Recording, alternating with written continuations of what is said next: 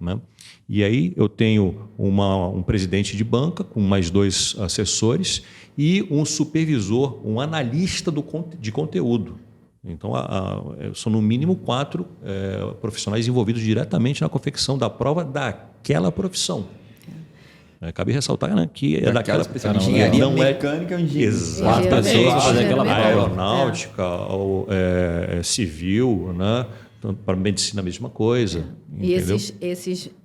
essas pessoas que são designadas para fazer essa prova, elas também são responsáveis por atualizar os programas e bibliografias, que vão ser publicados no edital. Então, a convocação é anterior, a gente convoca, adestra essa banca e eles já atualizam, né, o programa de bibliografia que será divulgado, será publicado junto com o edital.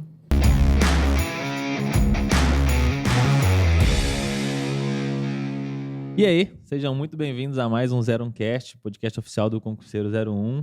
Mais uma vez aqui com meu parceiro de sempre, o William. Fala aí, galera. Tudo jóia, né? E hoje a gente tem 2 convidados aqui que mais vieram, que especiais, mais né? que especiais, que vieram da Marinha. O comandante Álvaro Lemos, que é comandante da SSPM, né? Serviço de Seleção Pessoal da Marinha. E a comandante Mônica Fonte. Eu conferi o sobrenome ali, que eu ia falar Fontes. Primeiramente, muito obrigado por aceitarem o convite. Agradecer também a Marinha por ter permitido que esse encontro ocorresse, né? A gente quer hoje comentar um pouquinho sobre como que funciona por dentro da SSPM, né? Às vezes, todo mundo participa de concurso, sim, a gente vê como que funciona por fora, mas a gente não tem nem um pouco da visão de como que acontecem as coisas por dentro. E sabemos que, assim, por ser vários concursos acontecendo ao mesmo tempo em âmbito nacional, tem uma logística imensa por trás, então Exatamente. É legal a gente ter a oportunidade de ter um pouco dessa visão. Mais uma vez, muito obrigado. Se o senhor e a senhora puderem começar se apresentando um pouquinho para o pessoal. Tá bem. Bom, primeiro a gente agradece a oportunidade, né, de mostrar um pouquinho do nosso trabalho, um pouquinho do trabalho da Marinha, né? A gente estava comentando agora há pouco, às vezes o trabalho da Marinha está além do horizonte, no mar, e o público, né, a população não enxerga a importância que existe por trás disso. Bem, eu sou paulistano, né? Nasci na cidade de São Paulo, entrei para a Marinha em 89, entrei para o Colégio Naval, fiz o concurso de 88, Escola Naval depois de 92, me formei em 95, sou submarinista por opção, né? Fui voluntário e fiz o aperfeiçoamento em submarinos, sou mergulhador também de marinha e aqui estou, né? Um longo percurso aí até a direção do SSPM, do Serviço de Seleção do Pessoal da Marinha. Muito bom, muito bom. E a senhora, comandante? Bom, eu sou carioca, estatística, formação, né? Fiz faculdade de estatística, entrei para a Marinha em 1995, entrei como praça, fiz o concurso em 94 e em 97 eu fiz o concurso profissional, né? Cursei em 98 e estou até hoje.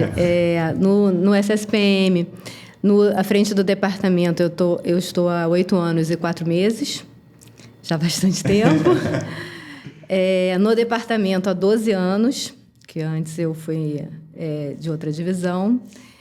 E, como eu costumo falar sempre, eu amo o que eu faço. É um trabalho árduo, né? Muito trabalho, né? Muito complexo, mas eu amo o que eu faço. Acho que talvez a gente não deixou tão claro, mas a gente tem à nossa frente aqui o homem e a mulher por trás dos concursos da Marinha.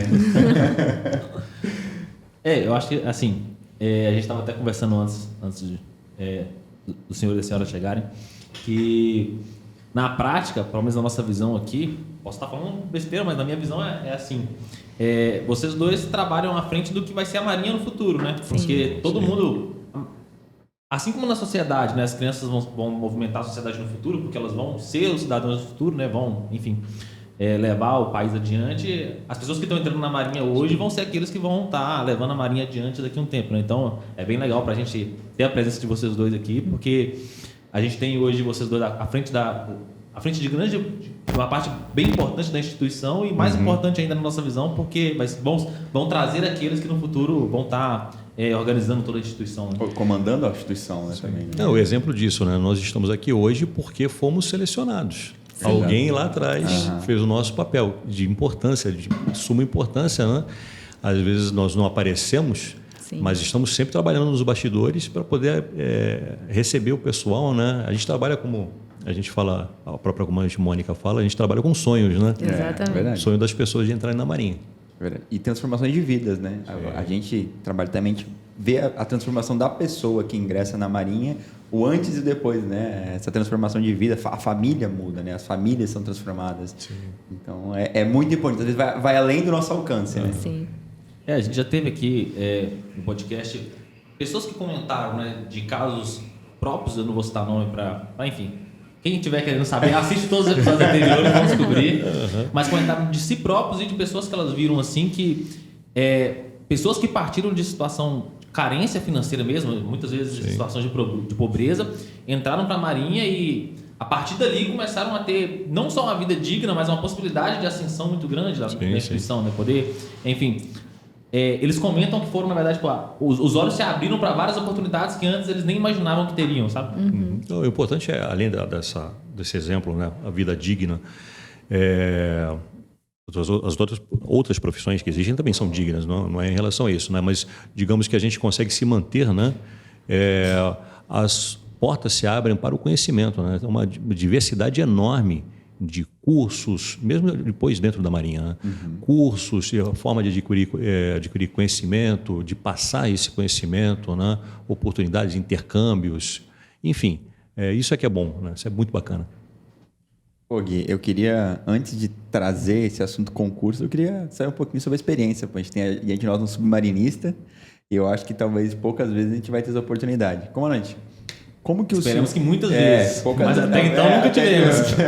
Porque não somos muitos. Exato, isso é legal. Mas somos o suficiente.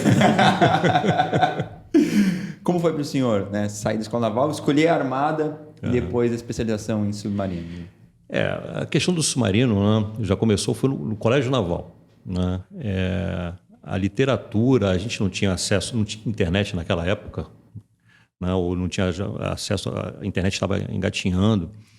E aí eu li livros, né, literatura, história, enfim, e começou ali uma paixão pela arma submarina, né? Um filme, aliás, eu li o livro antes de virar filme, né? A Caçada ao Outubro Vermelho, né? E outros por aí vão, né? Muito bacana. Então eu já tinha uma curiosidade muito grande. Aí o fato interessante é que eu ainda no Colégio Naval, no primeiro ano do Colégio Naval, o primeiro navio que eu conheci, que a gente visitava por oportunidade quando eu estava no Colégio Naval, os navios que iam para Angra, o primeiro navio que eu fui visitar foi um submarino. Foi o submarino Goiás. Nem existe mais essa classe, né? É a mesma classe do... Coneleiro? Não. Não, é uma classe anterior, é um GUP. Enfim, e o segundo navio que eu conheci na Marinha foi o submarino Tupi, recém-chegado da Alemanha. Estava novinho, né? Estava fazendo algumas experiências de máquina em Angra, né? Na área de Angra. E eu fui visitar. E o terceiro, para fechar, né, o contexto, foi o Felinto Perry, que também tinha recém-chegado, era um navio de socorro de submarinos, né? Então, todos voltados já para essa área. E aí, na escola naval, eu já queria ser submarinista, né? Eu comecei a investigar mais, perguntar. Eu até pedi na hora de a gente fazer a escolha da habilitação, que queria ser armada para tal, né? A gente pode escolher entre eletrônico, maquinista e armamentista, né? Eu sempre tive muitas facilidades de manusear com máquinas, né? E eletrônica nem tanto. E aí eu queria saber um pouco mais da vida do submarinista, né? Para poder escolher a opção certa. E descobri que no curso de submarinos, no curso de aperfeiçoamento, a gente estuda o submarino como um todo, tudo. Tanto que quando a gente passa a ser submarinista, não é que nós esquecemos a habilitação de escola naval, mas podemos ser empregados na área de máquinas, na área de comunicação, de eletrônica, convés, o que seja, torpedos, né? Área de armamento. Então não existe essa, como é na superfície, na vida da armada na superfície, né? Que a gente é direcionado para aquilo, para a nossa habilitação, né? E aí eu pedi para ter uma reunião com oficiais submarinistas na época e perguntei como é que era. Eles falaram, né, que a gente estuda o submarino inteiro e tudo mais.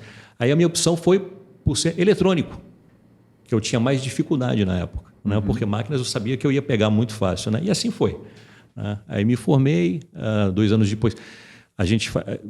O interstício está um pouquinho diferente hoje em dia, né? Mas eu passei 2 anos como segundo tenente e eu fiz a minha opção para ser submarinista. Aí, como primeiro tenente, eu fui cursar, né? E aqui estou, né? Mas e como é que foi a experiência? A primeira vez que embarcou no submarino e fez alguma missão ali? Vibrando. É isso que eu quero. É exatamente para isso que eu vim. Por isso que eu entrei na Marinha. Eu acho que as pessoas que estão vendo e ouvindo a gente não têm noção, mas um submarino cabe, no caso Tupi, cabe 40 pessoas lá dentro e tem não tem cama para todo mundo, né? Não, hoje em dia tem. Hoje em dia tem. Nos navios mais antigos, né? O pessoal colocava o colchonete em cima do torpedo. E tem a cama quente também, que sempre é aquele serviço, né? Não existe mais também, né? A gente consegue viajar com beliche para todo mundo, com um mínimo de conforto. Mas como funcionava essa história, né? Cada um tinha a sua andaina, né? O seu kit de roupa de cama e tudo mais. E aí você fazia um revezamento, né? Enquanto um grupo estava de serviço, o outro estava descansando, né? E aí revezava a cada tantas horas, pode ser, depende da rotina do submarino, né? Do cruzeiro que ele estava cumprindo. Mas cada um tinha o seu kit, né? Mas isso não tem mais, graças a Deus, como o advento do ar-condicionado, né? Que é interessante. Sim. Se a gente pegar filmes antigos aí de submarino, um que eu gosto muito de dar o exemplo é O Barco, Das Boot, que é muito bom um filme alemão. Maravilhoso. Não tinha ar-condicionado, não tinha nada disso. Hoje o ar-condicionado não é para o conforto, é por consequência, né? Mas é para tirar a umidade por causa dos equipamentos eletrônicos, para baixar a temperatura e tudo mais. Então o convívio hoje, a vida a bordo do submarino não está tão, digamos assim, espartana como era no passado. E, comandante, se eu pudesse comentar assim, qual o senhor acredita que tenha sido a maior dificuldade que o senhor passou como submarinista, seja no curso ou quando embarcou depois do curso? Sempre a gente tem alguns desafios, né? Enfim, dificuldade que eu tive, eu digo, foi preocupação, né? A gente tem alguns incidentes na carreira que acontecem, né? Mas alguns sufocos, na verdade, né? Mas eu lembro de um muito interessante. Foi quando a gente estava saindo do porto de Ilhéus, na superfície ainda, e o submarino até mergulhar demora... Primeiro, a gente, em tempo de paz, mergulha só a partir de 50 metros de profundidade. Então, a gente vem na superfície navegando e depois mergulha. E tem todo um rito, uma preparação, a gente chama de um checklist a ser corrido, para preparar o submarino para mergulhar. E a gente saiu do porto, já era no final da tarde, eu era o divisão de torpedos, então eu era o último a abandonar o convés do submarino, com toda a equipe ali que estava tirando as espias, recolhendo espias, guardando material. Só que o quebra-mar era muito curto ali do porto. E quando a gente saiu, a gente já pegou o mar aberto, as ondas, né, as vagas enormes. Vou resumir aqui a situação, né? Eu estava com a equipe toda e o submarino começou a caturrar. E aí as ondas começaram a varrer o convés, porque o submarino é baixo, né? E num segundo momento, a proa mergulhou efetivamente. Eu me segurei num equipamento que tinha lá, segurei um outro militar que estava atrás de mim pelo colete, abaixei a cabeça e a água passou por cima. Caraca. Quando a onda passou, né, eu vi que tinha caído um militar meu de um lado e outro de outro. E o engraçado é o seguinte, quando a gente faz uma manobra de recolhimento de homem ao mar, o comandante faz a opção. O comandante estava no Tijupá, no passadiço do submarino, né? Fica no alto da vela do submarino. O comandante, ele manobra para um lado ou para o outro, em função de onde caiu o militar, né? Só que nessa caíram militares para os dois lados. Ele teve que ficar parado, né? Para o hélice não ir para cima nem de um nem de outro. Mas um dos militares que caiu, que era da minha divisão, eu sabia a dificuldade que ele tinha em nadar. Eu sabia nadar, mas a dificuldade, a falta de aquacidade, né, dele. E aí eu pedi para o comandante para pular, para ir atrás dele, né? Caraca. Enfim, aí fui me aproximando dele, já nadando, e atrás dele estava desesperado, já estava quase que começando a engolir água, nervoso, né? Aí eu fui e segurei ele, aí abri o colete dele, ele não tinha inflado o colete dele, né? Todo o procedimento. Aí fiquei aguardando. uma lancha lá do porto que já tinha sido acionada para retirar a gente da água. E aí fui acalmando ele e tudo mais, né? O engraçado que eu lembro até hoje, que ele, no momento, ele falou assim, eu era tenente, um tubarão, tenente. Eu lembro, o cabo, é fulano de tal, eu não vou falar aqui o nome, não tá vendo que é seu boné que tava boiando, ele tava boiando ali. Eu pensei que era um tubarão, Enfim, mas vira folclore, né, essas histórias. Mas o que a gente passa no dia a dia. Caraca. Caramba, essa foi boa. Não, mas assim, o submarino, para quem não sabe, realmente é um espaço bem confinado, cabe poucas pessoas lá, né, para circular e tal. E o submarino, ele é feito para andar submerso, né? Quando ele tá tá em cima, ele é igual uma garrafa PET boiando, ele fica jogando ali. Exatamente. E o espaço, por exemplo, o camarote dos oficiais é um camarote para 5 oficiais, com 5 beliches e um armário grande para colocar colocar um uniforme. E cada um tinha um armáriozinho pequenininho, né, para colocar seu material de higiene, né, camiseta, enfim, esse tipo de material. O imediato e o oficial que ele segue em antiguidade, o imediato, tem um camarote separado, que tem a vantagem de ter uma mesinha de trabalho. E o comandante, ele tem uma mesinha de trabalho, um camarote só para ele e uma pia. E o banheiro, são 2 banheiros para toda a tripulação. Pensa que é uma mesa igual essa, é uma mesa desse tamanho assim, ó, quase. É verdade, mas é bacana, porque a tripulação fica muito unida, né? O respeito, a hierarquia sempre se mantém, mas a união se reforça, né? E o comandante, tive a oportunidade depois de comandar também o submarino, funciona como um relógio, né? O que o comandante pensa, o cabo, o sargento lá em torpedos já percebe, já escuta, já sabe o que tem que fazer, né? Muito bacana. E qual foi a viagem mais longa que o senhor permaneceu submerso? Assim? Hoje a gente... tem gente que fala que não, que a minha, que não sei o quê, mas eu tive a oportunidade de viajar para a África do Sul, né? Para Cape Town. Foram 25 dias embaixo d'água, direto. Só o máximo que a gente chegava próximo da superfície era 15 metros para fazer o snorkel, né? O procedimento de snorkel, que é carregar as baterias, né? Revitalizar o ar e tudo mais. Mas foi a travessia do Atlântico, 25 dias para ir, mas 25 para voltar. Esse foi interessante porque a comissão inteira foram 60 dias, né? Foram 2 meses fora do porto aqui do Rio, lá da base de submarino de Niterói. Foram 25 dias, nós atracamos, 3 dias depois suspendemos por uma comissão, suspender é sair, né? Por uma operação com várias marinhas que estavam envolvidas, né? Voltamos ao porto, depois voltamos para o Brasil. Dos 60 dias, 53 eu passei embaixo d'água. Caraca. Teve as operações ao longo também, né? Mas enfim. No meio do Atlântico, a terra mais próxima era o fundo, a 5.000 metros. Cara, tu já pensou que tu não vê a luz do dia, tu não vê... Não, só quem tinha oportunidade de dar serviço no periscópio, por exemplo, quando vinha a 15 metros, olhava pelo periscópio, o resto da tripulação não via. Depois a gente mergulhava lá e ia a 200, 150, 100 metros, dependendo da situação. Caraca. Um submarino desse, ele vai a quantos km por hora assim? É nosso, tá? É nós. Assim, a grosso modo, a relação... Eu comentei que tem alguns gafes aí. Não, a grosso modo, a relação é 1.8, né? Em torno de 1.8. Depende, né? Os submarinos que nós temos hoje, já o Riachuelo, um submarino moderno, ele tem uma velocidade de cruzeiro maior, né? Mas o submarino se move bem mais devagar do que um navio de superfície. Então, a gente faz uma travessia dessas, um deslocamento a 4, 5, 6 nós. Caramba. É bem devagar. Por isso que demora. Para a gente ter uma ideia, eu levei 25 dias, 603 horas de imersão. 25 dias para chegar na África do Sul. A esquadra, né, outros navios participaram das operações, né, navio tanque, fragatas, corvetas.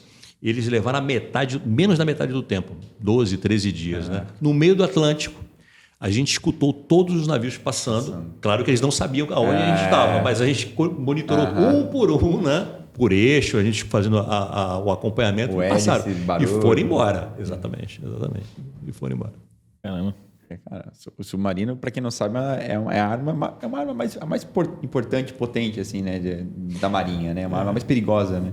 Digamos que pode desbalancear pode não, provavelmente bem empregada vai desbalancear uma guerra. Foi no caso da Guerra das Maldivas, né? Para quem não sabe... Do Malvinas? Maldivas não. Mais uma gafe. Mais uma, para quem... Tranquilo. Malvinas. Mas o que aconteceu na guerra? Agora conta a história. Começou. Não, é porque o comandante pode ficar muito melhor que eu. Não, tivemos a presença de um submarino nuclear, né, de propulsão nuclear, na verdade, em inglês. E ele lançou torpedos em cima do navio do Belgrano, né, General Belgrano. E veio afundar. Era um navio insígnia, o navio mais importante para a Armada Argentina na época, né? E a partir daí a Armada Argentina passou a se retrair, né, e ficar próximo aos seus portos ou mesmo atracados nos portos, usando muito a sua aviação durante a guerra. Enfim, a capacidade é muito grande, né? E tanto que os submarinos argentinos permaneceram no mar, tinham algumas limitações técnicas, né, por causa de problemas em sistema e tudo mais, mas atrasaram toda a logística de desembarque dos ingleses, né? E eu tive a oportunidade de ter uma palestra com um dos integrantes, né, de um submarinista argentino durante a guerra, né? Ele contando lá os momentos, isso foi muito bacana. Mas ele comentou um lançamento de torpedo, um torpedo que não explodiu, mas um lançamento numa fragata. E depois eu escutei o outro lado, os ingleses falando que escutaram um choque junto com o casco de uma fragata deles também. Mas o que acontece? Né? Foi um lançamento em cima de uma fragata. Mas o submarino ele vai buscar o esforço principal, né? Evitar que o esforço principal de guerra daquele país alcance lá a ilha, o que quer que seja, né? Então, o objetivo do submarino vai ser um navio tanque, um navio com fuzileiros navais, que vão desembarcar e tomar aquela cabeça de praia. O navio Capitânia, no caso. O navio Capitânia, né? Não é buscar um navio escolta, uma fragata. A fragata está ali para exatamente escoltar, para proteger aquela força-tarefa, né? Porta-aviões, né? Porta-aviões, isso mesmo. Caramba. E como que funciona... Estamos perguntando muito submarino, mas é porque é muito interessante. Como que funciona para vocês se nortearem embaixo d'água, assim? Porque não tem luz. Também, é muito acho interessante. Que se usar sonar também, você fica ali meio fácil de encontrar ali. Né? Exatamente.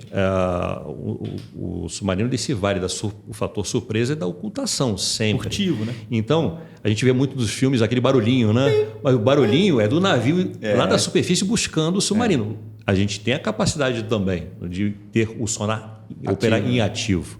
Mas a gente opera com o sonar sempre em passivo, escutando, né, o que está acontecendo. Mas são os nossos olhos, são os ouvidos, na verdade. A gente não tem olhos porque a gente não enxerga nada embaixo d'água. Uma vez me perguntaram, mas onde é que o pessoal tem a janelinha aqui para ver? Não tem. Não, mas aquele submarino que tinha do Capitão Nelson, não sei o quê. Não. Onde fica o disquinho que lança? Também não tem, não. Mas, então, a gente... se manter no submarino, procurando sempre, né, a ocultação, né? A gente não se expor, né, diante do inimigo, o que quer que seja. Para isso, a gente tem que manter o navio sempre seguro, né? Tem que fazer a navegação, como você perguntou, né? Então, existem algumas maneiras de se manter, né, navegado. Saber onde eu estou, primeiro conhecer o leito marinho, né? Para isso existe um trabalho da Marinha, de todas as marinhas, de levantamento do fundo do leito marinho, né? E outra coisa, um submarino de guerra ele não trabalha aí a 1.000, 2.000 metros de profundidade, que inclusive não é nem necessário essa profundidade toda, né? Mas trabalha aí na faixa dos seus 200, 300 metros e por aí vai. Alguns vão mais fundo que os outros, aí depende de projeto para projeto. Mas a navegação em si, né? A gente pode usar navegação inicial, né, através de agulhas giroscópicas que usam acelerômetros a laser ou não, legal. Giroscópios que vão medir a aceleração do submarino. E aí a gente vai calculando, né, a posição do submarino. E existe também, lógico, um erro. Esse erro vai aumentando conforme o tempo. Para poder zerar esse erro, eventualmente a gente vem a cota periscópica, pode se utilizar um GPS, que nem sempre vai ser utilizável, né, numa questão de conflito, pode fazer até uma navegação astronômica. Os classes Tupi têm sextantes dentro do periscópio, né, que a gente pode fazer esse tipo de navegação. Podemos fazer uma navegação por ecobatímetro, pelo fundo, pelas linhas que nós temos no fundo do leito marinho. Podemos fazer uma navegação observada da costa, junto com o periscópio, se utilizando do periscópio. Mas tudo isso é risco de exposição, né? Enfim, a gente consegue se localizar. Caramba, nunca tinha passado isso na minha cabeça, bem legal. Bom, acho que a gente pode voltar um pouquinho pro tema principal, né? Comandante, como que funciona na prática a logística por trás dos concursos? A gente até comentou isso no início, né? Concursos eles são feitos em âmbito nacional. Sim. Então, sem dúvida, gera um trabalho imenso, né? Pensando no ponto de vista de quem faz o concurso, por exemplo. Pô, o cara faz uma prova lá em, sei lá, Ladário, ali, do outro lado. Ele faz a prova aí, geralmente fecha-se um malote. Esse malote ele é enviado para o comando de lá. Como é que chega a prova também lá? Tem que vir Como é pra que cá? chega a prova também lá para ser feita lá? Vai por malote? Essa ser sigilo também? Bom, primeiramente a gente busca a isonomia, né? Isso que é o mais importante, é manter a isonomia. A mesma situação, as mesmas condições que o candidato tenha lá em Ladário, é a mesma que o candidato aqui no Rio de Janeiro vai ter, né? E para isso a gente tem uma equipe, né, muito bem treinada, tanto aqui como a gente faz os treinamentos para as equipes do Brasil todo, onde tem os locais de aplicação, né? E, enfim, o começo, vamos lá do início, né, da preparação. A gente faz a confecção da prova através de profissionais que são indicados por OMs, organizações militares especializadas, técnicas, né, mandam profissionais para montar a prova. Nós recebemos esses profissionais, damos condições para eles, sempre de maneira reservada, né? Com pouco contato com a própria OM, com o próprio serviço de seleção. Nem quem está na OM sabe quem são. Não sabe. Eles ficam destacados. Eles ficam em cubículos, né? Com todo o controle de segurança.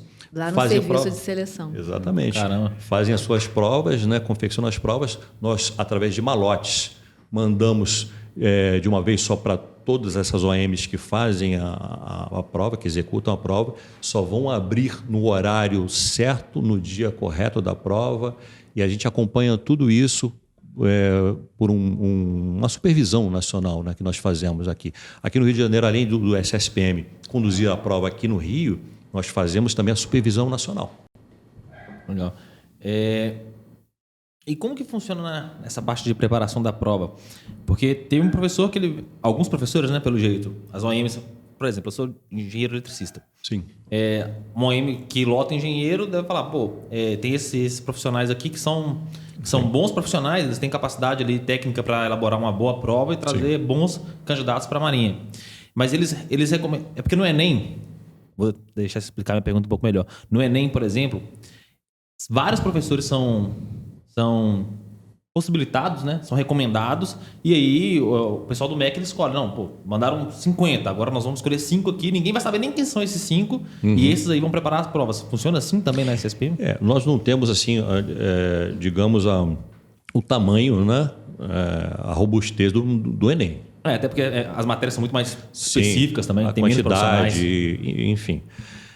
Mas como é que funciona, né? As organizações que são orientadoras técnicas, né? Eles mandam profissionais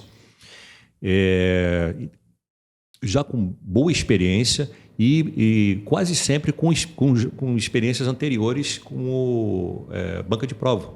Legal. Né?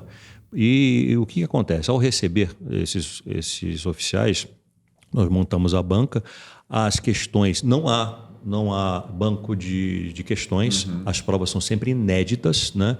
Eles pesquisam livros novos, enfim, eles Porque eles estão com contato, com conhecimento para isso. A gente não tem esse conhecimento na área de engenharia, por exemplo. Eu não tenho um engenheiro civil, um engenheiro que vá montar a prova dentro do SSPM. Então, eu lanço mão desses profissionais especializados, né?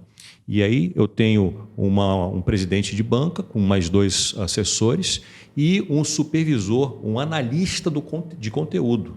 Então, são no mínimo 4 profissionais envolvidos diretamente na confecção da prova daquela profissão.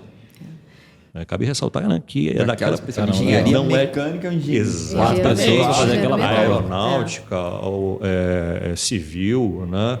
Então, para medicina a mesma coisa. E entendeu?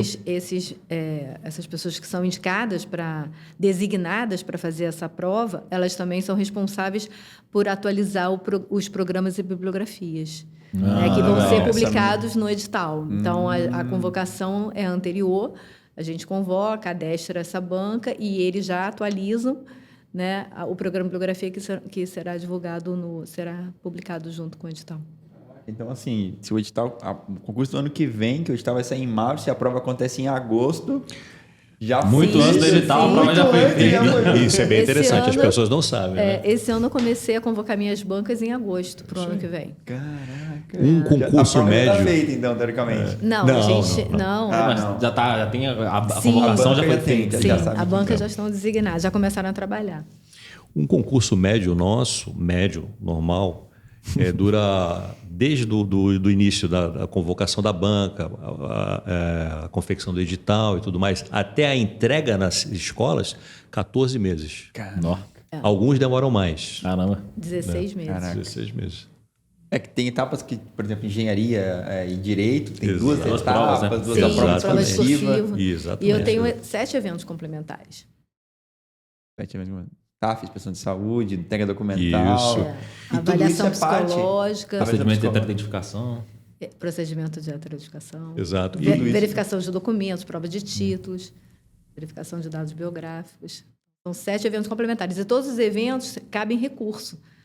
Né? Então, tem que ter mais um tempinho. Realmente. É bem complexo. E os alunos nossos reclamam de processo. Não, mas é muito longo, eles demoram, eu quero entrar logo na Marinha. Está aqui a resposta, né? Imagina o processo administrativo de tudo isso, convocar. E não é só nosso, né?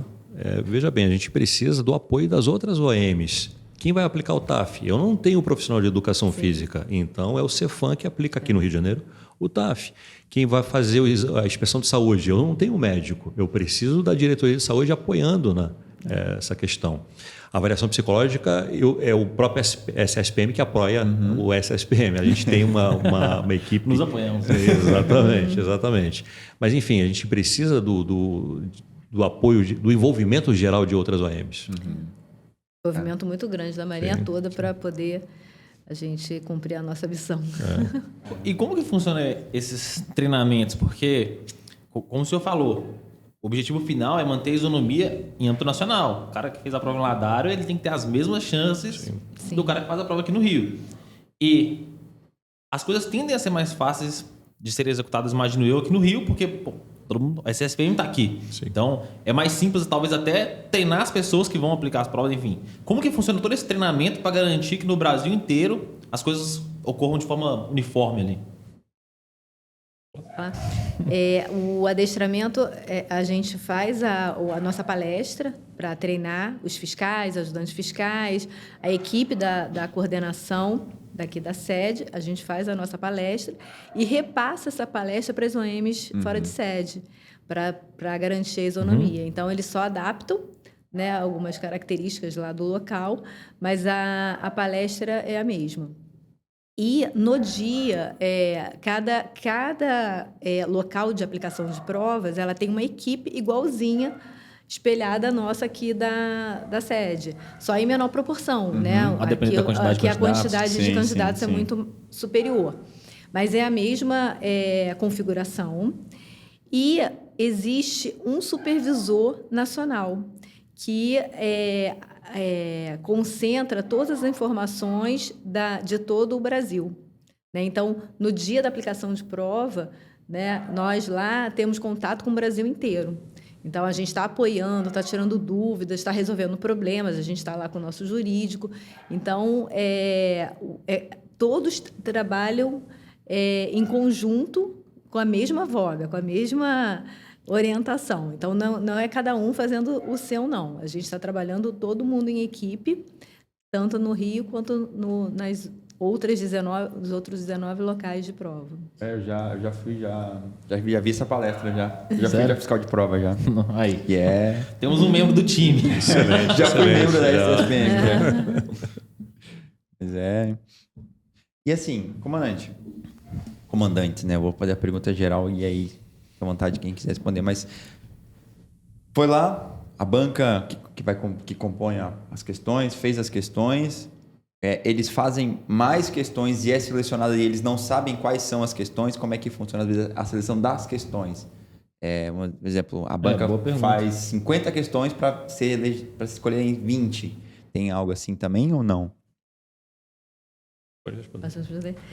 Bom, a nossa regra nossas provas geralmente são 50 questões. Então, a banca faz 60 questões, 10 questões a mais. A banca que eu digo é o presidente com os membros, né? Eles são os elaboradores das questões. O analista de conteúdo, ele não elabora. Ele é como se fosse o controle de qualidade da prova, né? Ele vai verificar se aquelas questões elas estão englobadas no programa. No escopo do edital ali. No escopo. Se está bem distribuído dentro do programa, não pode concentrar em um determinado assunto. Se as questões elas têm resposta, se elas não estão dupla interpretação, se a prova é resolvida dentro do tempo, né, Eu ia fazer essa pergunta. adequado, né, que está disponível lá para o candidato. Verificar também o nível de dificuldade, né? Isso é uma orientação. Isso a gente orienta a banca quando a gente convoca essa banca, né? Tem todo um adestramento, né? Que tantas quantidades de questões fáceis, difíceis e médias, tem que respeitar essa proporcionalidade, né? Não pode ser uma prova muito fácil nem muito difícil, né? Tem que ter. Sim. E até a gente entra até no mérito de questões com negação, com correlação. Então, tem várias regras que são seguidas e o analista de conteúdo é o controle da qualidade da prova. Então, ele recebe a prova pronta, em 60 questões, para poder analisar.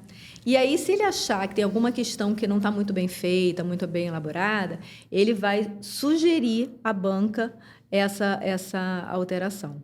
Tá? E antes disso, só fazendo um parêntese, antes de nós, a banca elabora, né, as questões, e depois disso, essas questões elas são submetidas a uma análise pedagógica e uma revisão ortográfica. Isso é feito que é nossa, né? E aí a gente convoca a banca de novo para apontar as nossas sugestões, né? Porque às vezes pedagogicamente ou até, né, ortograficamente, uma vírgula faz muita diferença, né? Muda até o contexto da questão. Totalmente, sim. Então a gente anota, né, o pedagogo e o profissional lá de letras. Na verdade são todas mulheres, elas anotam e chamam a banca para debater até chegar um produto final. Aí esse produto final que o analista de conteúdo vai fazer todo esse trabalho. Então, E uma outra dúvida, como que funciona a correção das provas? Por exemplo, na prova do SEM, de engenharia, falando de engenharia porque nós somos engenheiros, né? A primeira fase ela é uma prova completamente objetiva. Essas provas maiores também tendem a ser, quando tem 20 questões ou mais, tendem a ser objetivas, porque até para dar tempo de resolver. Resolver 20 questões discursivas em 4 horas fica difícil. E a segunda fase ela é discursiva, então você vai respondendo, dissertando sobre a sua resposta. E tem mais de outros concursos, o direito também. O direito também é assim. Sim. Imagino eu, mas vocês podem me corrigir se eu estiver errado, que a correção da prova objetiva deve ser por uma máquina, até porque tem todo o aconselhamento ali. É uma leitura dos cartões. E a prova discursiva? É o próprio pessoal que elabora a prova que corrige? Como que funciona? Bom, o que acontece? No caso de direito, né, a gente tem uma banca de profissionais de direito da Marinha. Né? Assessores jurídicos da Marinha. Isso. É a mesma coisa. Né? Eles são destacados, são indicados, né? E nos ajudam nessa fase. tanto para confecção quanto para correção na segunda fase. Né? Engenharia, não. Engenharia, nesse caso específico, é um pouquinho diferente. A gente tem uma parceria, a Marinha tem uma parceria de muitos anos já com professores da USP.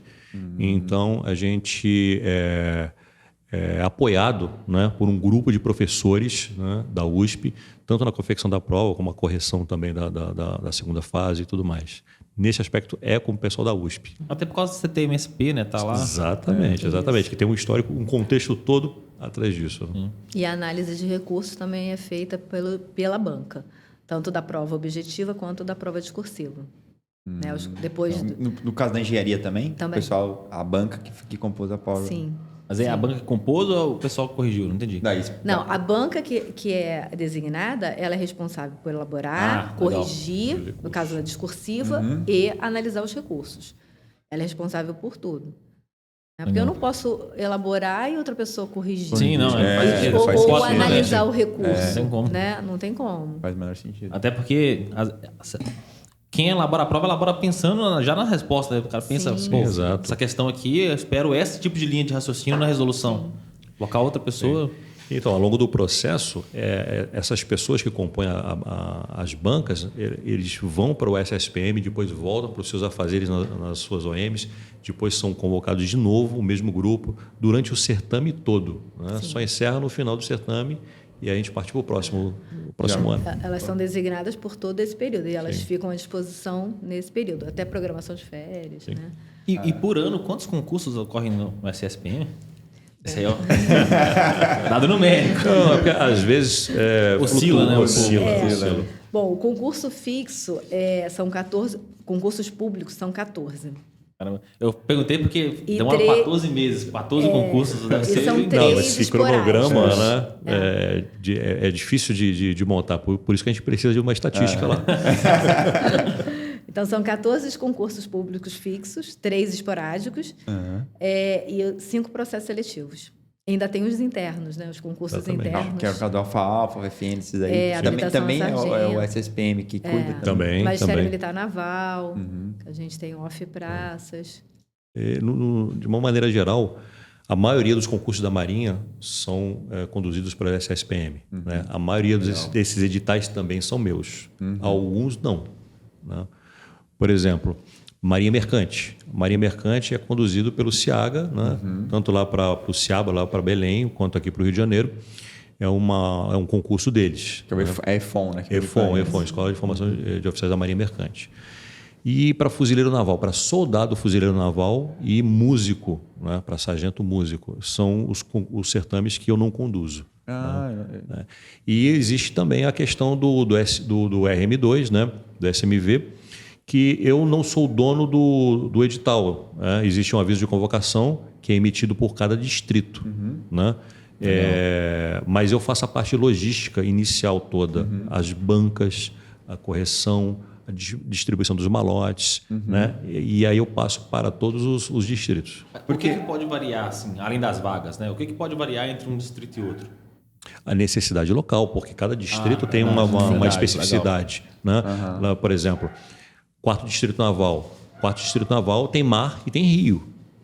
Então, ele tem demandas, né, diferentes. Especialidades. Exatamente. A gente já está na região amazônica. Né? Se a gente pegar Ladário só tem rio. Né? E por aí vai. Cada o 8º Distrito Naval tem a parte do CETENSP, vai apoiar, né, a parte do projeto nuclear da Marinha. Enfim. Agora uma pergunta aqui, falando da banca, da prova, das questões, a do SMV, que é as matérias que não são específicas geralmente de uma área, né? Porque é português e formação militar naval.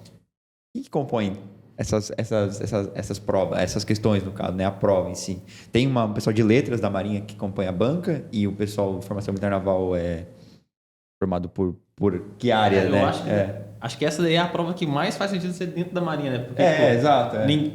É mais fácil achar dentro da Marinha alguém que está em formação militar naval do que fora. Com certeza. Bom, a parte de português tem os profissionais de letras e tem os professores de português, né? Da Escola Naval, do Colégio Naval. Nós temos professores. E militar naval, basicamente, são os oficiais, né? Oficiais de escola, oficiais de carreira. Do CAW, lá Sim, também que tem essas matérias. Que... Sim. Não, o oficial, quando a comandante Mônica falou oficiais formados pela Escola Naval, no CAW a gente tem oficiais formados pela Escola Naval também, que estão lá servindo, Lecionam né? também. Lecionam também. Né? No geral, geralmente, né, um oficial da Armada ele segue uma carreira ali operativa no mar, mas ao longo da carreira ele vai para outros setores e volta. Né? Sim. Aproveitando a pergunta, como foi com o senhor? Como que ocorreu essa transição de sair dos submarinos e... Eu não sei se foi diretamente que o senhor foi para o SSPM ou teve alguma outra coisa no meio do caminho. Essa pergunta também é bacana para responder. Né? A gente tem uma vida operativa, né? E é desgastante dentro de um submarino. Não é à toa que a gente conversou, né, do dia a dia. Né? E a gente vai ficando mais velho, isso é natural, né? Felizmente, né? É verdade, né? E além de a gente ter que abrir vaga para as novas gerações, eu gostaria de voltar, mas enfim, é muito cansativo. Um comandante de submarino, né? Ele está de serviço o tempo inteiro, porque a qualquer hora ele pode ser demandado. Se tiver em combate ou mesmo no dia a dia embaixo d'água, é tudo real. A gente está lá no fundo. Se acontecer uma avaria qualquer, além dos exercícios e tudo mais, né? Uma avaria qualquer, a gente pode ficar acordado por horas, um dia ou mais, né? Para poder sanar aquilo e todo mundo chegar bem, né? De volta ao porto, em suas casas, né? Com vida. Isso aqui é importante. Então, é uma responsabilidade muito grande. Então, a nossa vida de submarinista, digamos que termina... Existem outros cargos para capitão de mar e guerra, tá? Mas no mar, como capitão de fragata. Eu comandei, meu último comando, eu tive a oportunidade de comandar 2 navios patrulha antes, como capitão-tenente em Belém, e aqui no Rio de Janeiro eu comandei o navio patrulha oceânico Amazonas como corveta, indo à fragata, mas como capitão de corveta. Depois eu fui comandar um submarino. Encerrei, né, o comando em 2017. E aí sim eu saí da área do Rio de Janeiro. Foi a primeira vez não, porque eu comandei em Belém 1 ano, né, como capitão-tenente. Fui e voltei. Mas eu saí do Rio, saí do setor operativo. Eu passei 2 anos e pouco em Brasília, né, quase 3 anos em Brasília. E de lá fui designado para a Conferência do Desarmamento na ONU, né, junto à ONU. E aí, na volta, eu realmente não sabia, eu poderia ser utilizado ainda na Força de Submarinos como chefe de Estado-Maior, com alguma função de comando já ficaria um pouco difícil. Nós temos lá comando para capitão de mar e guerra, que é o próprio centro de instrução, onde nós formamos os submarinistas, mergulhadores de combate. Fica lá na BACS, né? Isso, exatamente, na BACS. Existe também a própria BACS, né? O comando da BACS e o comando agora da base de submarinos na Ilha da Madeira. Só que já são turmas mais modernas que a minha, né? E aí eu não esperava, né, ter a satisfação do comandante da Marinha ter me designado, depois nomeado diretor do SSPM, né? E conhecer essa capacidade enorme que tem de trabalhar com sonhos. Com sonhos, é verdade. Construir a Marinha do futuro. Construir a Marinha do futuro. É verdade. A Marinha daqui a 30 anos, o comandante da Marinha, no fim, vai ser na mão do senhor, né? Vai passar pelas mãos, né? É verdade. E, voltando agora para o assunto de concurso. Mas eu queria saber também a história da comandante. A senhora foi direto para o SSPM, como é que foi? A senhora saiu do CAW, você entrou na Marinha, e como é que foi essa jornada até hoje, onde a senhora está? Bom, eu primeiro fiz o curso de formação de praças, né? No CAA. Fui servir na DPMM, servi 2 anos e 2 meses, depois fui cursar no CAW. Aí cursei no CAW, saí, fui para a diretoria de ensino, a minha vida toda praticamente foi na diretoria de ensino. Em 2003, eu fui acompanhar cônjuge, fui para Ladário, servi na capitania, no EPM da capitania. E foi uma experiência bem bacana, porque eu trouxe toda a minha experiência lá do ensino, da diretoria, para o ensino profissional marítimo, né, para a área da DPC. E aí depois nós retornamos e eu voltei para a diretoria de ensino, não na área do concurso. E aí depois, em 2014, eu assumi o departamento. Até hoje. Como é que é o nome do departamento? Como é? Departamento de Processos Seletivos. Departamento de Processos Seletivos. Isso. Aí, isso era na DENSM. E em 2018, nós migramos, o departamento migrou para o Serviço de Seleção do Pessoal da Marinha, né, por decisão da administração. E eu fui junto, né? O departamento todo só. Na verdade, o espaço físico é o mesmo até hoje, só mudou de subordinação. E nós estamos lá até hoje. E como foi para a senhora, né? Para quem trabalha em capitania, lida com o público geral, né? Porque a Marinha também, né, tem a jurisdição, né, na questão de navegação, né? Navegação civil. Como foi para a senhora trabalhar nesse ambiente civil, né? Porque lida muito com o público geral. É um público diferente, né? O EPM, a gente não capta para a Marinha, né? Para ingressar na Marinha. Lá nós fazemos cursos da área da DPC, né? Para dar a carteira para eles. Quem né? quer poder... Para poder...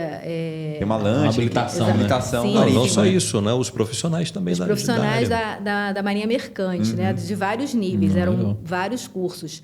Tinham cursinhos de 10 dias, tinham cursos com 3 meses, em várias categorias. Nós fazíamos isso lá. Só que a capitania lá em Mato Grosso do Sul, ela fica em Corumbá. E o distrito fica em Ladário. Então... Isso é quanto tempo de distância? Assim, eu não faço ideia. 10 minutos. Eu achei que era 6 horas. Mas para eles é muito tempo. Para eles é assim, é outra cidade e é muito tempo, né? É diferente daqui que a gente... o aterro, né? É muito mais do que isso, né? Bom, enfim, mas é 10 minutos. Mas assim, o alcance da capitania é maior do que o de Ladário. As pessoas... Da sede do distrito. Porque até para buscar informação, né, de como ingressar na Marinha, as pessoas iam na capitania. E aí, como eu tinha vindo da diretoria de ensino, eu pedi folders para deixar lá na capitania, porque sempre aparecia alguém perguntando não só dos cursos da DPC, mas também como ingressar. E numa cidade pequena, a gente anda de farda, né?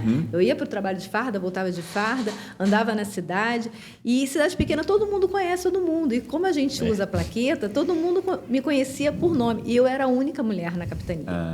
Então, assim, eu até contei isso para o diretor.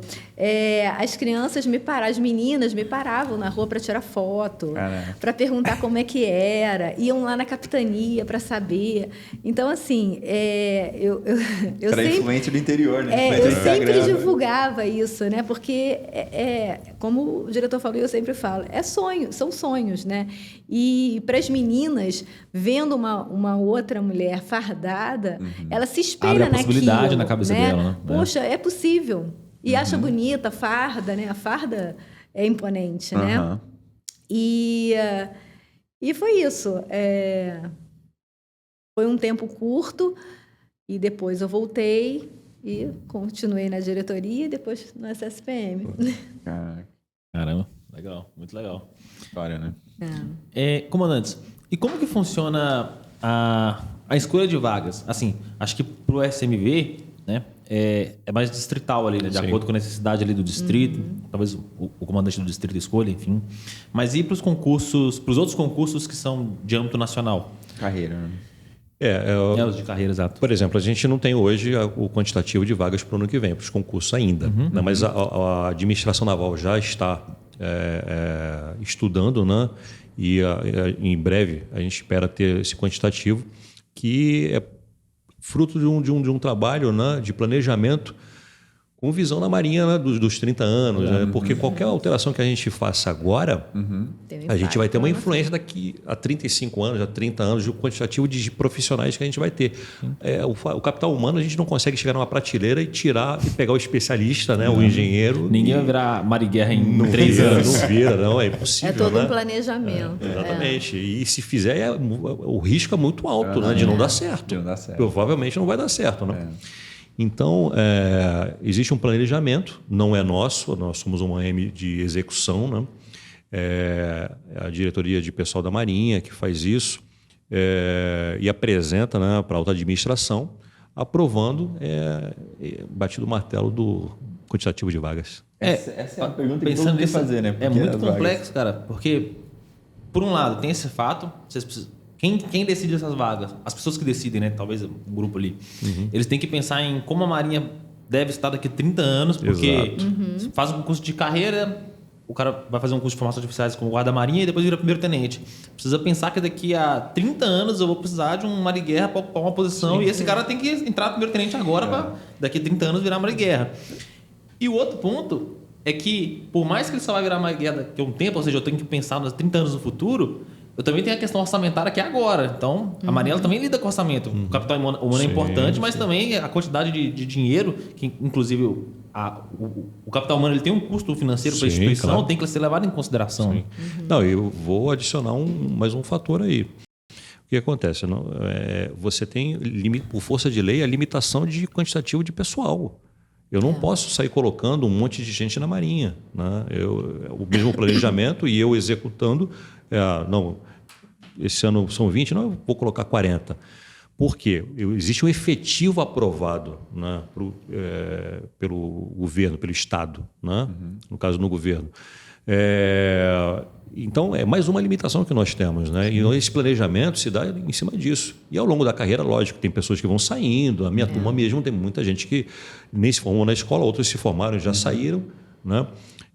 Acontece, e a gente tem que pensar nisso também. Levar em conta a evasão, né? A gente chama que é o fluxo da carreira. Fluxo da carreira. Né? É o funil, né? É um funil. Exato.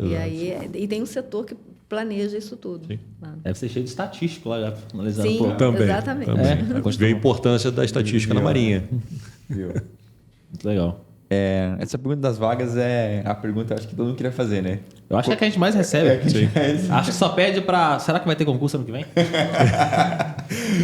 E qual é a idade, né? Acho que a terceira, a segunda mais perguntada é qual é a idade. Então, já perguntando qual é a idade, o senhor falou que o edital, né, que são os pré-requisitos do concurso, passa pela mão do senhor, passa pela mão da senhora. E quem que traz esses pré-requisitos, né? Tem que ter 35 anos, tem que ter 1,54 m, tem que ter o MC até 30, tem que...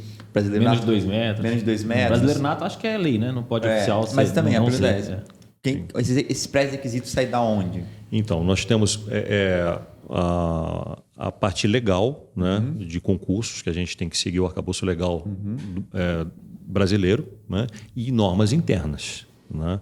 Por exemplo, nós tivemos agora a atualização, Da lei de ensino. alteração da lei de ensino, né, do ano passado para esse ano, no começo desse ano, que alterou a idade. Né? Então, mais uma vez, não sou eu que escolho, né? Eu executo.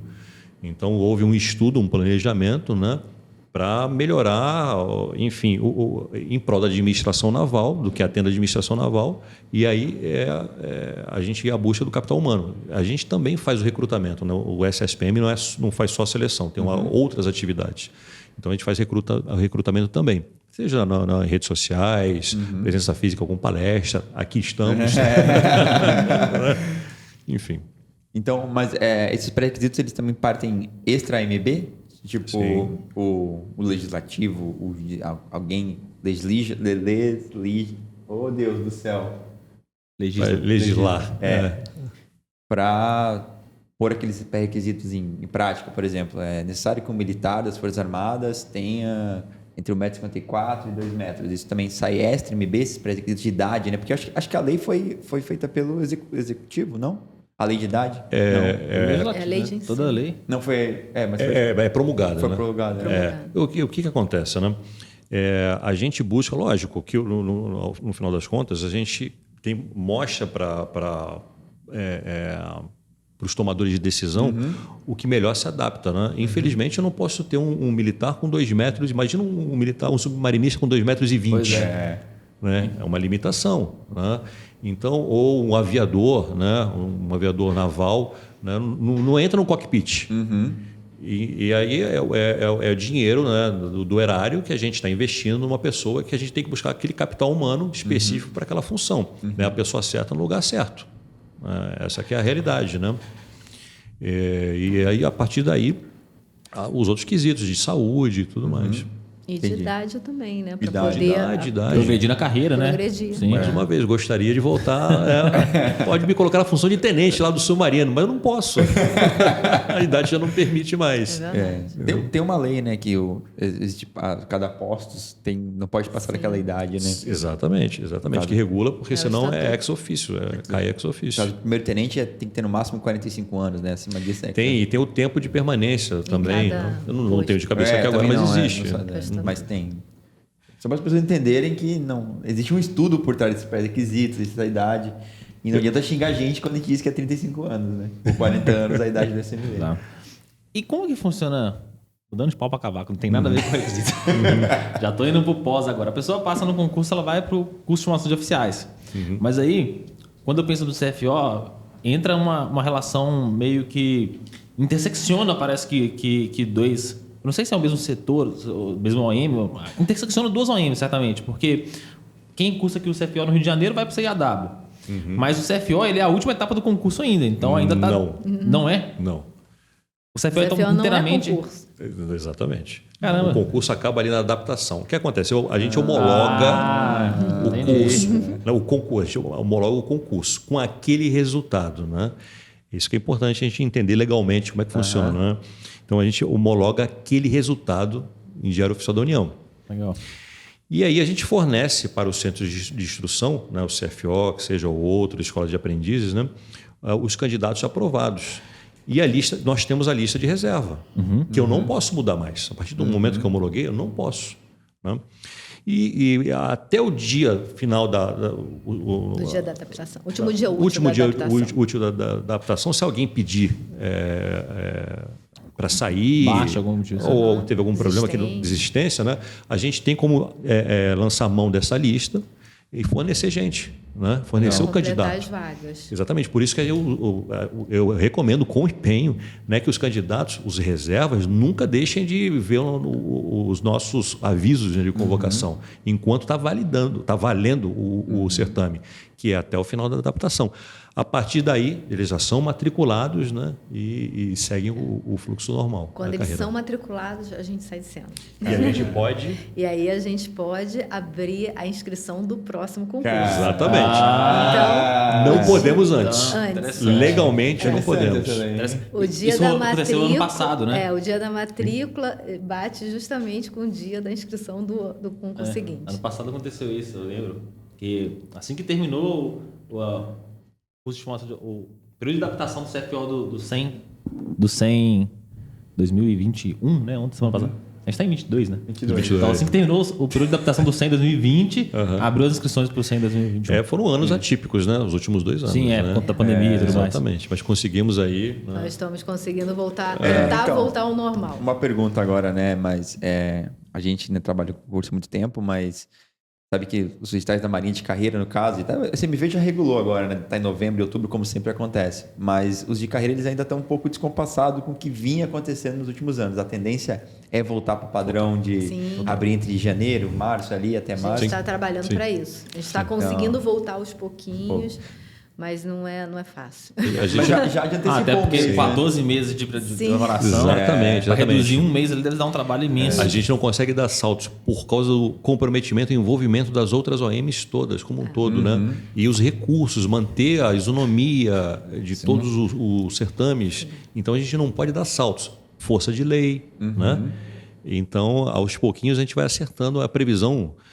que nos próximos anos a gente acerte toda essa tabela. Volte para como era o padrão anteriormente. Sim. Mas já foi divulgado já esse ano que vem, que vem 2023. Semana passada, os alunos estão eufóricos. A gente não sabe certinho ali a data, né? Mas já tem uma ideia ali. Já tem uma ideia. Mas já está a segunda quinzena do mês, já está lá. Já dá para estudar, já sabe quando é a prova. E uma outra pergunta. Os concursos da Marinha, eles tendem a ser um pouco diferentes dos concursos extra-marinha, assim. Por exemplo, o que eu achei mais legal do concurso do 100 é que cai na primeira fase matemática e física, segunda fase na engenharia. Tudo que eu vi nos últimos 5 anos. Não tenho dificuldade nenhuma em estudar sobre isso, porque eu estou há anos estudando sobre isso. Quando eu penso num outro concurso qualquer, como exemplo, o concurso do Exército. O concurso do Exército, não o IME no caso, mas tem um concurso para quem é civil, né? Sim. Que é para suprir as vagas remanescentes do IME, enfim, quem optou por ser civil, etc. Eles abrem um concurso que chama CFRM, se não me engano, e você vai fazer uma prova específica da sua engenharia e uma prova de português e inglês. Os concursos extra ainda, Petrobras, etc., em geral, tem raciocínio lógico, português, inglês, legislação, coisas específicas. Por que os da Marinha são diferentes assim, do comum do resto dos concursos? E eu vejo, e sinceramente eu acho. Para mim é positivo, sem dúvida. Positivo, assim. Eu acho porque é muito mais sentido fazer. Ver se o cara eu sou muito mais especialista nisso do que em português em direito, entendeu? Em direito administrativo. Sim. O que eu posso adiantar é que, vamos aí voltar um pouquinho no tempo, né? 1951, que é a data de criação do SSPM. Né? Foi o pós-guerra, pós-segunda guerra. Durante a Segunda Guerra e o pós-segunda guerra, a Marinha recebeu meios novos, navios novos, né, em função da tecnologia avançada que o país do eixo, Alemanha, enfim, desenvolveu durante a guerra, e aí a necessidade dos aliados em se contrapor a esses meios modernos, essas tecnologias novas. Então, nós tivemos nas nossas mãos meios novos, navios novos, tecnologias novas, capacitações feitas, intercâmbios feitos com outras marinhas, e a Marinha viu a necessidade de começar a selecionar esse pessoal, principalmente naquela época, por avaliações psicológicas, né? Que perdura até hoje no SSPM. Então, era buscar a pessoa certa para colocar no lugar certo, com conhecimento, habilidade, atitudes, né, corretas, dentro do perfil que a gente precisava. Então, a Marinha, ao longo desses anos todos, foi se adequando, né? Hoje, quem fazia até 2018 os concursos era a diretoria de ensino, e a partir de 2018 passou para o SSPM, junto com a função que já havia como tarefa, que era a avaliação psicológica. Então, o SSPM hoje faz avaliação psicológica, recrutamento, é órgão central da Marinha de recrutamento, faz a seleção de pessoal através de concursos, né? E processos seletivos internos, e temos uma divisão lá de sistemas que também desenvolve programas específicos para a gente mesmo, e moderniza a gente precisa, no nosso dia a dia de informática. Não? Tornar mais fáceis os processos. Sim. Então, digamos assim, que a Marinha customiza, né, a sua busca de pessoal, né, para atender a componente naval do poder naval brasileiro. Legal. Acho que para mim era o que eu tinha de intuição assim mesmo. Você vai conseguir encontrar talvez o profissional mais especialista ali, se focar nesse tipo de coisa. Talvez a nossa forma, né, como eu expliquei, como a gente explicou aqui, de fazer a prova, a logística toda, né? Eu não conheço muito a forma do Enem e tudo mais. Sou sincero, eu não estudei, né? Mas é uma forma que foi desenvolvida e ela é centralizada, né, hoje no SSPM e na Marinha. Isso tem vantagens, claro, e desvantagens. A gente tem que pesar, mas o conhecimento está todo no SSPM. Isso é uma vantagem, né? E assim a gente conduz os certames aí. Eu tenho uma pergunta aqui, voltando um pouco no tempo ali, a gente estava falando sobre a banca e tal, a correção das provas, mas e a redação? Todos os concursos da Marinha de carreira têm redação. Quem está por trás da redação da Marinha? E por trás do quê? Quem escolhe o... Quem escolhe o tema, isso é bacana. corrige. Por que decidiram não ter texto de apoio? Essa pergunta Então, mais uma vez, né, a gente pesar, né, os prós e contras sempre, né? Mas antes disso, eu vou dar um exemplo. Né? Tem setores no SSPM, né, onde a gente imprime as provas e tudo mais, que nem eu vou ver. Eu não tenho necessidade de ver a prova. Conhecer. Né? Eu também não conheço a prova. Só no dia. Exatamente. Só o profissional envolvido ali diretamente. Né? E é sempre a mesma equipe. Tema de redação. A Marinha chegou à seguinte conclusão, que a melhor forma é por título, né, e sendo feito pelo diretor de ensino da Marinha. Então, é um almirante, é um vice-almirante, diretor de ensino, que faz o título. Caramba. Ele lacra, ele emite, escreve e lacra envelope por envelope. Aqueles envelopinhos que Caramba, são abertos sério? na sala. A Ninguém gente tem prepara acesso. os envelopes, entrega lá para assistente e recebe lacrado. Cara, É uma curiosidade nossa, inclusive, Nunca de passou isso na vocês, minha mas é cabeça. nossa também. Então, quando começa a prova objetiva, Todo mundo descobre junto. qual é o título? Qual é o título? Né? E é bem interessante isso, né? Caraca, A gente só sabe no dia. Só um dia. Caraca. Mas, em geral, assim, eu Então gosto nunca do... vaza. Nunca vai. não, isso Só aí uma é pessoa tem impossível, acesso. só um cara. Só uma pessoa. Eu gosto desse modelo de redação da Marinha, porque você vai estar estudando para um concurso, e, em geral, pelo menos na minha visão, assim, quem está estudando para um concurso militar tem mais desejo pela instituição do que por um trabalho em si. Sim. A pessoa gosta muito enfim, gosta de Marinha, se estiver estudando para Marinha, vai gostar de Exército, gosta até de Forças Armadas no geral, em geral.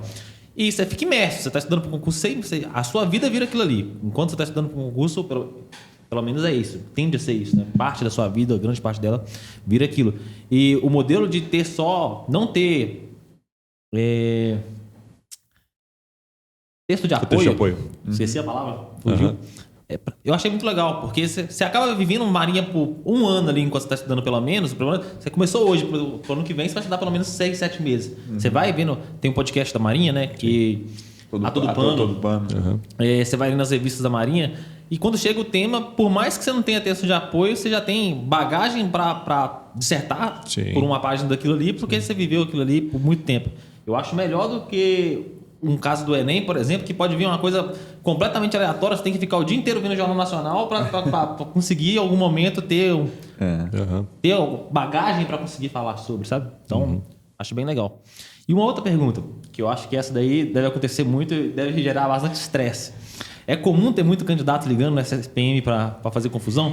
Porque o que a gente mais vê é o cara...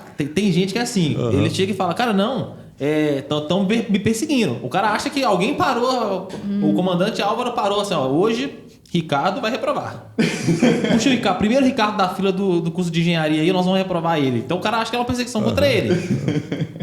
Quem tem um pouco de bom senso entende que a ideia é ser isonômica, mas chega algum tipo de gente lá ligando assim, coisa desse tipo? Na verdade, o caminho que a gente orienta no edital é o candidato procurar o posto de atendimento ao candidato, que é o PAC, né? Que é ali na Visconde Itaboraí 69.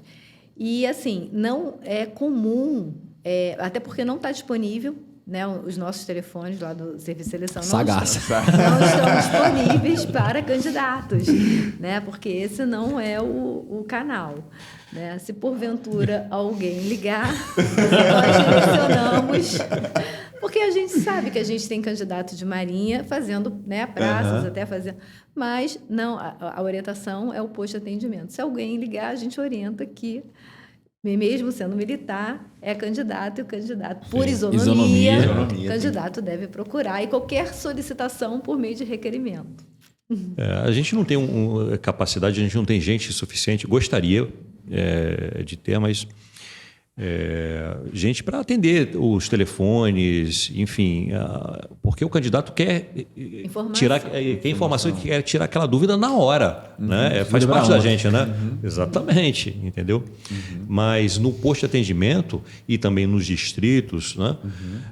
A gente tem gente capacitada, habilitada para responder e saber como tratar, como lidar com o público, né? Com o público mais exaltado, digamos assim, né? Eufórico. Mas faz parte, né? A gente trabalha com pessoas. Mais uma vez, né? A gente não trabalha com máquinas. E é o sonho deles também, né? No fim das contas. Exato. E respeitamos por isso. A mudança da vida, no fim das contas. O tratamento vai ser sempre igual. A gente vai respeitar ele como o outro candidato qualquer. Não existe uma diferenciação, né? Sim. E às vezes eles chegam exaltados, mas a forma que nós os recebemos, né, e explicamos, eles vão se acalmando, né? Porque é isso. Às vezes até por falta de conhecimento, né, nervosismo, ansiedade, eles chegam. Mas é assim. Primeiro que está tudo escrito no edital, né? Só ler e acompanhar. Só ler mesmo. Ler, não perder as datas, né? Porque às vezes muitos requerimentos é porque perdeu, né? Esqueceu, ou então não pôde ir. E é pênalti, né? Se deixou de comparecer, está lá previsto que vai ser eliminado. Mas, assim, normalmente nossa equipe lá do posto consegue acalmá-los. Mas esse aspecto, né, da pessoa, do candidato eufórico e tudo mais, eu ressalto e até peço a oportunidade de falar, né, sobre o dia da prova. Porque o candidato às vezes chega atrasado, chega no limite do fechamento do portão, e aí sim ele está eufórico, está com os nervos à flor da pele, porque chegou. Então é procurar, né? Peço aí a que todos os candidatos cheguem, né, com antecedência, mais com cedo calma. de casa, né? Vão fazer a prova com mais calma, serenidade, as ideias vão estar ali melhor colocadas no papel, né? A gente teve casos ali de por exemplo, aqui no CA, candidato não, o pessoal no portão, né, os pais, amigos e tudo mais, né, a gente quase que fechando o portão ali no momento, todo mundo gritando, alguém tiver que fazer a prova aí, tem que correr. Aí tinha um cidadão na passarela. Caraca. Todo mundo começou a gritar, vem. O cara saiu correndo, pensou que era alguma coisa. Chegou lá, o que foi? Não, você não é candidato. Eu não. Estou passando aqui. Então, até o pessoal que está envolvido ali, os responsáveis, eles estão com os nervos, né? A flor da pele. A flor da pele. São eufóricos, estão preocupados com todo mundo, cara. O que aconteceu? O cara deve ter pensado que era um acidente, alguma coisa assim. Não, pensou que era um assalto, que alguém estava fazendo alguma coisa.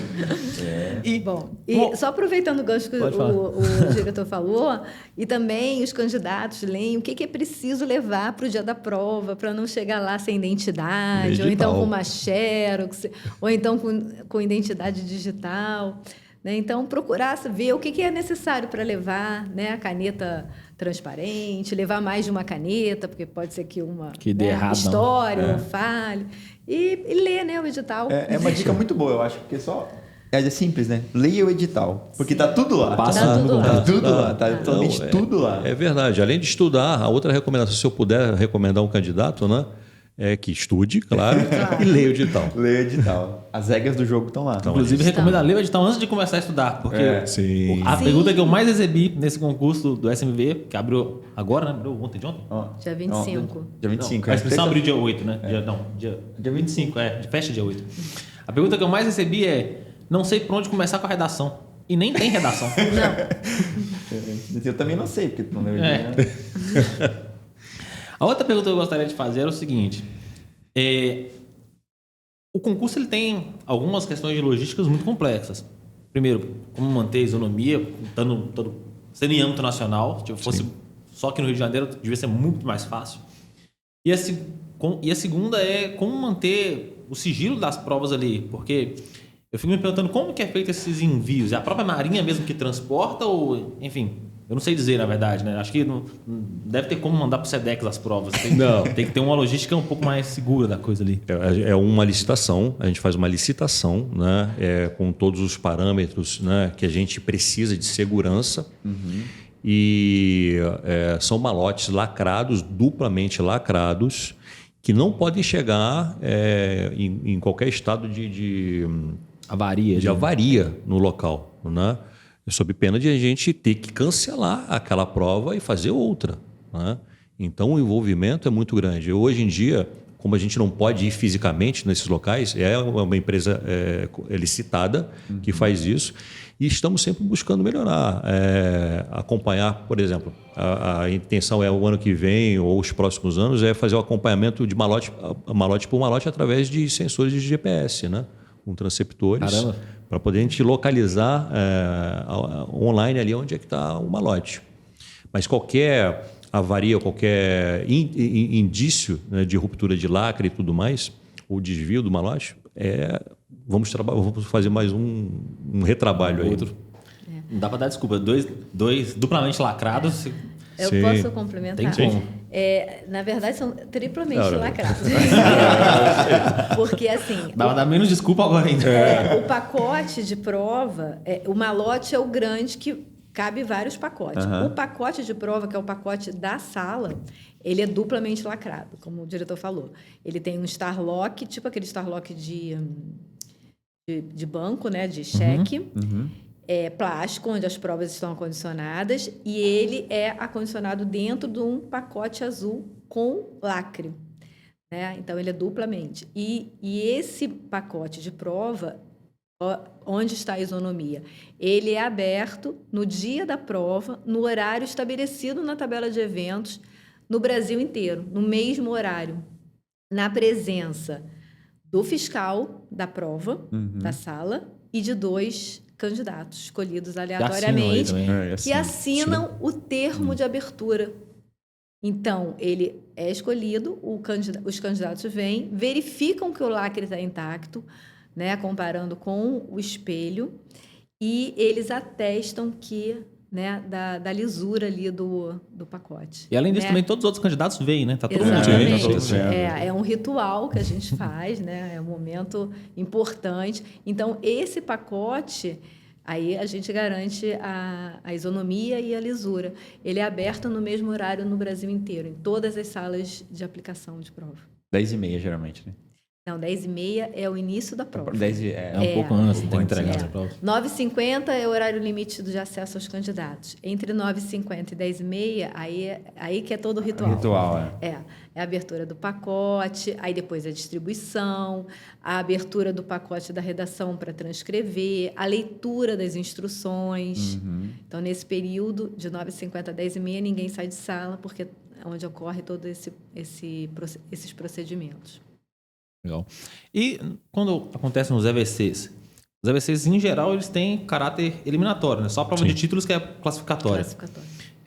Como que vocês fazem para controlar os EVCs que ocorrem em todo o Brasil? Porque quem está no Cefam aqui, beleza, aquilo lá é perto e tal. Mas quem faz o TAF lá no 8º Distrito Naval, por exemplo, como que é controlado essas informações de quem passou, quem reprovou? A prova é um pouco mais... Tem uma prova física, né? Você sabe assim... Fulano fez a prova do 8º Distrito Naval, não passou porque, olha aqui, ele errou metade da prova, mais da metade da prova, e eu tenho a prova dele aqui na minha mão. Sim. Mas e no teste físico, o que acontece lá? E, enfim, fica alguma gravação, alguma coisa do tipo? Tem gravação, sim. Mas o que acontece? O serviço de seleção, ele centraliza tudo. Então, por exemplo, as provas, elas são aplicadas no Brasil inteiro. Mas, após a aplicação da prova, esse material resultante da prova, ou seja, os cartões de respostas, as folhas de redações, as atas, as provas discursivas, elas retornam para o serviço de seleção. A correção é centralizada no serviço. E a aplicação dos eventos complementares ocorre na sede e fora de sede.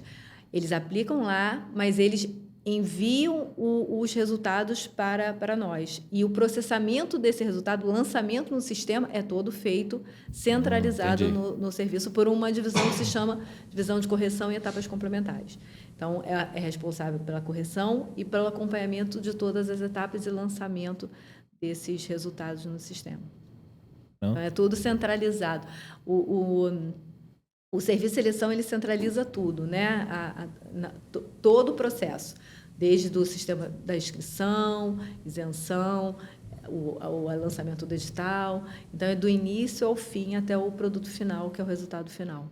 Todo o trabalho é feito, a gente não terceiriza nada, né?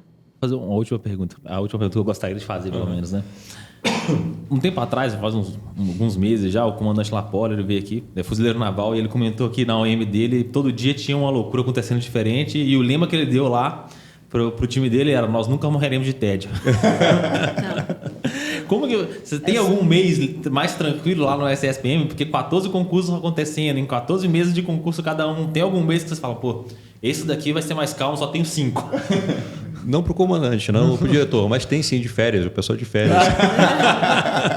Fora isso. Porque o ano inteiro. Os nossos concursos públicos começam em abril e terminam em novembro, né? Mas em janeiro, fevereiro e março ficam ali os SMVs. Não, os SMVs que também, embora a gente não aplique, mas a gente... Tem toda a responsabilidade por trás da coisa logística. A gente elabora e imprime, e manda e recebe de volta para poder corrigir. Então, assim, até para dar férias é complicado, porque a gente tem que ir escalonando ali, porque a gente não tem mês que não. Agora, dezembro é mais tranquilo, só que dezembro a gente já está preparando para o próximo. Nosso primeiro edital já é em dezembro. Então, a gente fechou um, mas já está trabalhando com o outro. Então, ele se sobrepõe. Então, na verdade, não tem mês que não tem nada. As demandas jurídicas continuam, não param, sim. enfim. Então, Caramba, muito legal. Quer perguntar mais alguma coisa? Cara, eu já estou bem informado, eu acho, agora. Muito legal, cara. Muito bom mesmo, esclarecedor. Para quem é candidato do concurso, eu acho que isso aqui foi... Sim, fora ler o edital, que é o básico... Assista esse episódio. Assista esse episódio, é a segunda coisa que tem que fazer. Muito bom. Comandante, muito obrigado pela presença. Comandante também, muito obrigado pela presença. Foi muito legal ter essa conversa. Agradecer a Marinha também, né, por ter feito esse encontro acontecer, né? Para mim, é um prazer ter tido vocês dois aqui, poder conversar, poder ver a visão de quem... Poder ver a visão completamente ao outro lado da moeda, né? Pô, já fiz concurso, mas nunca preparei um concurso, não tinha nem ideia de como aconteceu as coisas por dentro. Né? A gente prepara para a gente prepara concurso, vai preparar concurso não é com a gente. Então foi muito legal ter isso. Mais uma vez, muito obrigado. Até porque, como eu comentei no início, a gente vê o pessoal da SCPM, principalmente o senhor e a senhora que estão à frente das coisas, como quem está construindo a Marinha do futuro. Sim. E isso pra gente principalmente que gosta de Forças Armadas, enfim, isso é muito legal. Então, muito obrigado mesmo. Muito obrigado. Quer falar alguma coisa? Não, dizer para os dois, dar uma palavrinha final para quem está se preparando, né? Para quem quer ingressar. Quer alguma fazer mensagem final, pessoal? Depois eu falo. Bom, o comandante já falou. Primeiro de tudo, ficar atento ao nosso site, né? A nossa programação. A gente já tem a programação de 2023, né? Então, os candidatos já podem se planejar. Ler o edital para saber as regras, os tempos, os prazos. Isso é importante, para não perder nada, né? A gente tem até um exemplo lá no serviço de uma temporária que fez concurso público, passou e depois não acompanhou. Uhum. Ela não sabia que ela tinha passado. Não, ela passou e não acompanhou os eventos. Ela não viu. E ela perdeu a chance. Então, assim, é importante não perder nenhuma etapa, porque não adianta só passar na prova. Tem todos os 7 eventos complementares. E se perder um, vai estar fora. E, às vezes, por negligência do próprio candidato. Até a gente tem pena, né? Quando chega o candidato no dia da prova, eu esqueci a identidade. Mas, gente, não separou de véspera, né? Se organiza, separa o lanchinho, separa uma água, uma roupa confortável, né? Para poder fazer a prova com tranquilidade. E é isso. E chegar com antecedência, né? À prova, porque o estado emocional é muito importante na hora de fazer a prova. Uhum. Então, chegar correndo, esbaforido, preocupado, né? Aquele sobressalto, não vai fazer bem na hora da prova, né? Então, a dica é essa, né? Se preparar, não só estudando, mas também se preparar para fazer a prova e o concurso. Uhum. Muito legal. Muito legal. Comandante Álvaro? Já havia, primeiro, agradecer mais uma vez, né, a oportunidade de mostrar um pouquinho do trabalho, tanto de submarinista, né, como diretor do SSPM, mas ao candidato, né, que acho que é o grande foco aqui, que a gente está sempre trabalhando com transparência, né, e de forma a buscar isonomia, a ter reais condições iguais a todos os candidatos. Agora, os candidatos têm que acreditar, né, nos seus sonhos, têm que estudar, porque vale muito a pena. Vale. Aí eu vou falar da minha experiência, né? Se tivesse a oportunidade de voltar e fazer novamente, faria com muito gosto. Legal. Bom. Esse foi mais um 01cast, dessa vez com o comandante Álvaro, com a comandante Mônica. Foi um prazer ter os dois aqui. Espero que você tenha gostado desse episódio. Se gostou, curta, compartilhe com amigos, segue a gente nas redes sociais, @concurseiro01_oficial. Comenta aqui o que você gostaria de ter perguntado para o comandante Álvaro e para a comandante Mônica. Se a Marinha permitir esse encontro mais uma vez, vai ser um prazer conversar com os dois de novo. Querem deixar as redes sociais da Marinha, alguma coisa do tipo? Importante, consultem a nossa página, né, www.ingressonamarinha.mar.mil.br, e a partir do ano que vem, no início do ano que vem, estaremos com um perfil no Instagram, né? Ingresso na Marinha Oficial, e acompanhe porque colocaremos ali sempre novidades, compartilhando com todos vocês. Legal. Muito bom. Fica assim então, pessoal. Valeu, até o próximo 01cast. Obrigado. Muito bom, muito bom. Excelente.